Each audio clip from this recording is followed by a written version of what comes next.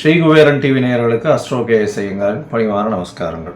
2026 புது வருட ஆங்கில புத்தாண்டு பலன்கள். முதல்ல எல்லோருக்கும் என்னுடைய ஆங்கில புத்தாண்டு நல்வாழ்த்துக்கள். என்னுடைய சப்ஸ்கிரைபர்ஸ், என்னை ஃபாலோ பண்ணுறவங்க எல்லாருக்குமே உங்களுக்கு வாழ்த்துக்கள். சரி, இந்த 2026 புது வருஷம், எதனால் நம்ம இதை புது வருஷம்னு சொல்கிறோம் அப்படின்னா, ஃபினான்ஷியல் நியூ இயர் அப்படின்னு சொல்லக்கூடியது, அதாவது உலகம் மொத்தமே கடைபிடிக்கக்கூடிய கேலண்டர் இயர்னு சொல்லக்கூடிய 2026 வருடம் ஜனவரி மாதம் 1ஆம் தேதி அதிகாலை 00 hours அப்படின்னு சொல்லக்கூடிய விஷயத்தை இந்த வருஷம் மார்கழி மாதம் 16ஆம் தேதி பிறகுறது. இந்த வருஷம் பார்த்தாலேயானால் நட்சத்திரம்னு பார்க்கும்போது ரோகிணி 1ஆம் பாதம், ரோகிணி நட்சத்திரத்தில் சந்திரன் உச்சம் பெற்ற நிலையில் பிறக்கக்கூடிய காலகட்டமாக அமைகிறது. இந்த வருஷத்தினுடைய பலன்கள் எப்படி இருக்கும் அப்படின்றது ஒரு ராசியாகவும் பார்க்கலாம். மீனம், பூரட்டாதி, உத்திரட்டாதி, ரேவதி, இந்த 3 நட்சத்திரம் 9 பாதங்களை கொண்ட ராசி. ராசியின் அதிபதினு சொல்லக்கூடியவர் குரு உங்களுடைய ராசிக்கு 4ஆம் இடத்துல இருக்கார். இந்த வருஷம் பார்த்தோம்னா பரிவர்த்தனை யோகத்தில் 10-4 பரிவர்த்தனை ஆறுது. அதனால் உங்கள் சுகங்கள் ஏறக்கூடிய வாய்ப்புகள் நிச்சயமாக உண்டு. இருந்தாலும் மன அழுத்தம் உண்டு. என்ன சார் எடுத்த உடனே இப்படி சொல்கிறீங்க? உங்களுடைய ராசிக்கு 7.5 சனி நடக்கிறது, ஜென்ம சனி வருது 3ஆம் மாதம், அதாவது மார்ச் மாதத்திலிருந்து மீனராசிக்காரர்களுக்கு ஜென்ம சனி வருது. இதனால் உடல் நலத்தில் சற்று பின்னடைவு இருக்கும், மன அழுத்தம் இருக்கும், ஸ்ட்ரெஸ் அதிகமாக இருக்கக்கூடிய காலகட்டம். இருந்தாலும் பார்த்தீங்கன்னா உங்களுக்கு ஜூன் மாதத்துலேருந்து அக்டோபர் மாதம் வரலும் உண்டான காலகட்டத்தில் சற்று கம்மியாகக்கூடிய வாய்ப்பு. ஏன்னா குரு பகவான் உங்களுடைய ராசியை பார்க்கறதுனால எல்லா விதமான பிரச்சனைகளும் சற்று குறையக்கூடிய வாய்ப்புகள் உண்டு. இருந்தாலும் உங்களுக்கு பிரச்சனைகள், மன அழுத்தம் நிச்சயமாக இருக்கக்கூடிய காலகட்டமாக அமையும். ஒரு தீர்க்கமான முடிவு எந்த ஒரு விஷயத்திலும் எடுக்க முடியாத காலமாக இருக்கும். அதனால் பிரச்சனைகளை கையில் எடுத்து செய்யக்கூடிய வாய்ப்புகள் நிச்சயமாக இல்லை. இந்த காலகட்டத்தில் பார்த்தோம்னா உங்களுடைய ராசிக்கு ராசிநாதனுடைய பார்வை வேறு இருக்குது. ராசிநாதனுடைய பார்வை இருக்கிறதுனால உடல் நலத்தில் நல்ல ஒரு ஏற்றம் இருக்கும். இருந்தாலும் மனக்குழப்பங்கள் அதிகமாக இருக்கும். எந்த ஒரு விஷயத்தையும் எடுத்து செய்யலாமா வேணாமான்ற ஒரு கன்ஃபியூஷன் இருந்துகிட்டே இருக்கும். தொழிலில் சற்று பின்னடைவு இருக்கக்கூடிய வாய்ப்புகள் நிச்சயமாக இருக்கும். புதிய வேலை அமையும். ஏன்னா 6ஆம் இடத்துல குரு பகவான் போகிறார். அந்த காலகட்டத்தில் புதிய வேலை அமையும், புதிய கடன் அமையும். அதுவும் தங்கம், வெள்ளி இந்த மாதிரியான விஷயங்களில் கொஞ்சம் கடன் படக்கூடிய வாய்ப்புகள் நிச்சயமாக இருக்குது. அதாவது அதை வாங்கிட்டு கட்டுற மாதிரி அந்த மாதிரியான விஷயங்கள் இல்லை, அடகு வைக்கக்கூடிய வாய்ப்புகள் நிச்சயமாக இருக்கும். புதிய வேலை கிடைக்கக்கூடிய காலகட்டமாக அமையப்போகிறது.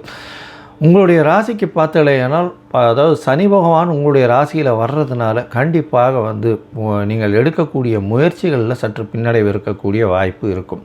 அது தவிர உங்களுடைய ராசிக்கு மே மாதத்திலிருந்து சனி பகவான் உங்களுடைய ராசியிலே இருக்கிறதுனால உடல் நிலையில் பின்னடைவு இருக்கக்கூடிய வாய்ப்பு. ஏன்னா உங்களுக்கு 7.5 சனியில் ஜென்ம சனி நடக்கிறது. இந்த காலகட்டத்தில் உடல்நிலையில் பின்னடைவு இருக்கக்கூடிய வாய்ப்புகள் நிச்சயமாக இருக்கும்.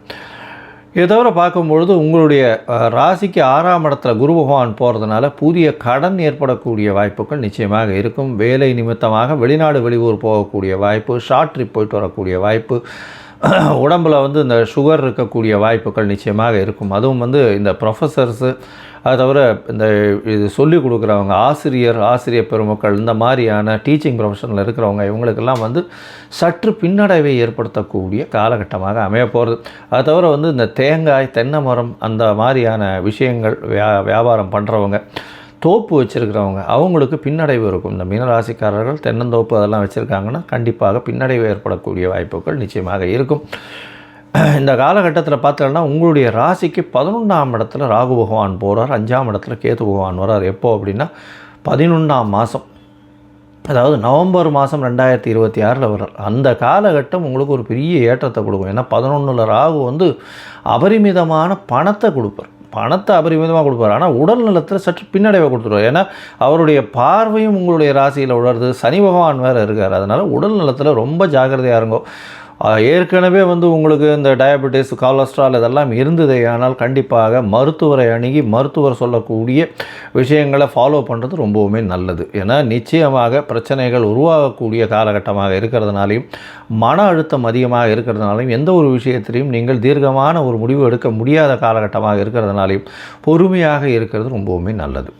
சரி, மொத்தத்தில் பார்க்கும்பொழுது இந்த மீனராசிக்காரர்களுக்கு இந்த வருஷம் ஒரு சுமாரான வருஷமாக தான் இருக்கும். ஏன்னா உங்களுடைய உங்களுடைய ராசியிலேயே சனி பகவான் இருக்கிறது அந்தளவு விசேஷத்தை கொடுக்காது. பணம் வரும், ஆனால் உடல்நிலை பின்னடைவு ஏற்படும். எடுத்துக்கொண்ட விஷயங்களில் நீங்கள் தீர்க்கமான முடிவை எடுக்க முடியாத அளவுக்கு இருக்கும். உங்களுடைய ராசிக்கு பார்த்தீங்கன்னா குழந்தை பிராப்தி ஏற்படக்கூடிய பாக்கியம் நிச்சயமாக உண்டு. ஏன்னா 5ஆம் இடத்துல குரு பகவான் ராசிநாதனே இருக்கார். நிச்சயமாக குழந்தை பிராப்தி ஏற்படும். இருந்தாலும் குழந்தை பாக்கியம் அக்டோபர் நவம்பருக்குள்ளே ஆகணும். அதுக்கப்புறம் கேத்து வர்றதுனால அந்த காலகட்டத்தில் அபாஷன் ஆகக்கூடிய வாய்ப்புகள் நிச்சயமாக இருக்கும். ஏன்னா 5ஆம் இடத்துல கேத்து பகவான் இருக்கார், சுபர்கள் பார்வை இல்லாமல் இருக்குது. அதனால் அந்த இடத்துல இருக்கும்பொழுது அந்த விசேஷங்கள் பிரச்சனைகளை கொண்டு போய் முடிக்கக்கூடிய வாய்ப்பு, குழந்தைகள் மூலியமாக பிரச்சனைகள் வரக்கூடிய வாய்ப்புகள் இந்த மீனராசிக்காரர்களுக்கு உண்டு. பண வரவில் அபரிமிதமாக இருக்கும். மூத்த சகோதர சகோதரிகளோடு சற்று பிணக்கு ஏற்படக்கூடிய வாய்ப்புகள் நிச்சயமாக உண்டு.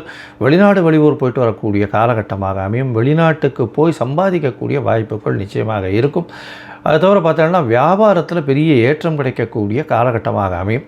உங்களுடைய ராசிக்கு பார்க்கும்பொழுது இந்த காலகட்டத்தில் தந்தையின் உடல்நிலையில் சற்று ஏற்றம் இருக்கக்கூடிய வாய்ப்பு. உங்களுக்கு கவர்மெண்ட் ஜாப் பார்த்துட்டு இருந்தீங்கன்னா அந்த காலகட்டத்தில் கவர்மெண்ட் கான்ட்ராக்டு, கவர்மெண்ட் ஜாப்ஸ் கிடைக்கக்கூடிய வாய்ப்பு.